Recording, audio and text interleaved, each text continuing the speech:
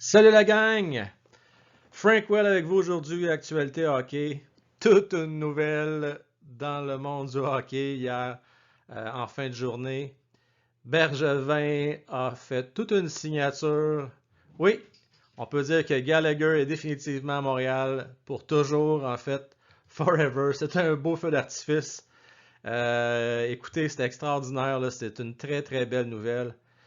Il y a eu beaucoup d'inquiétudes dans l'entourage des amateurs du Canadien, que ce soit dans les médias sociaux, les médias traditionnels. Même certains prétendaient que Gallagher s'était terminé à Montréal. Je vous avouerai que moi-même, j'étais très inquiet suite à la conférence de presse de Marc Bergevin. Mais finalement, le tout s'est réglé rapidement. Très belle signature. Bergevin a respecté sa promesse qui était que Gallagher serait l'attaquant le mieux rémunéré du Canadien de Montréal. Donc vraiment, c'est une super belle nouvelle. Alors, voici un peu les détails du contrat. Donc, vous regardez ici en moyenne que c'est 6,5 millions par année que va aller chercher Gallagher. Euh, Pourquoi je dis Gallagher Forever à Montréal? Parce que là, pour cette année, il va garder son même salaire qu'il a actuellement, qui est de 3,7 millions, je ne me trompe pas.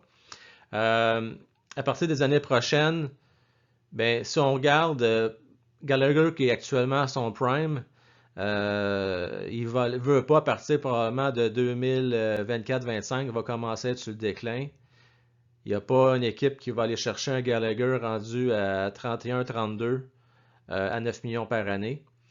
Donc, même je dirais plus 33 parce qu'en fait, son contrat va se terminer en 2026-2027 lorsqu'il va avoir 35 ans. Donc, ceci dit, même si à mon avis c'est une année de trop, à un moment donné, il n'y avait pas le choix s'il voulait s'entendre. Probablement Gallagher demandait au départ 7 ans, 7 millions. Puis probablement que Bergevin voulait lui donner 5 ans, 6,5. Ils ont fini par s'entendre.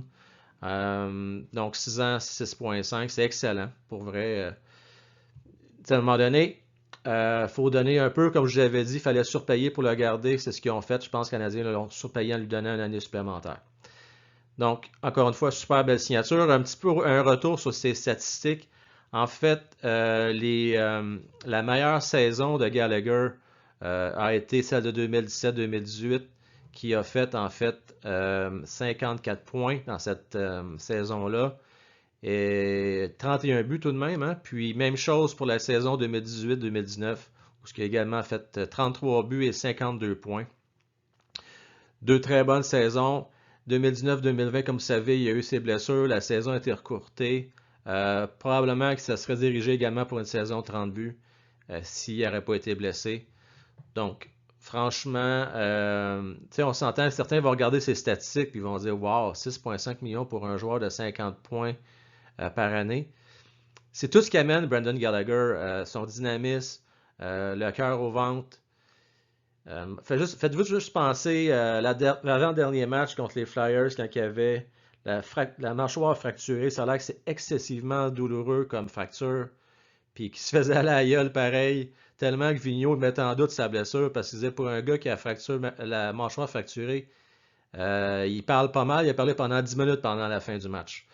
Vous savez, il avait levé son jeu d'un cran dans ce match-là. Il avait marqué un but, il avait été intense.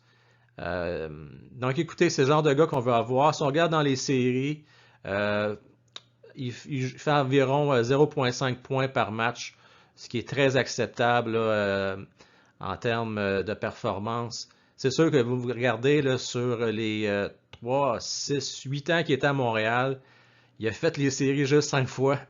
Mais je pense que là, avec toutes les acquisitions que Bergevin a fait, on peut s'attendre qu'il fasse les séries pas mal plus souvent que par le passé, nos Canadiens.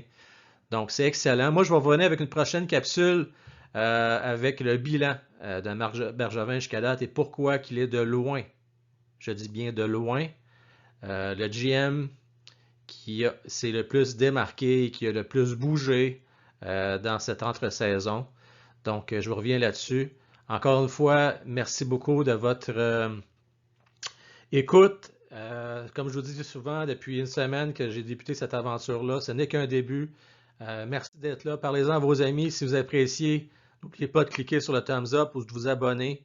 Et je vous souhaite une très belle journée en ce 15 octobre 2020. Puis on se revient très bientôt. Merci la gang!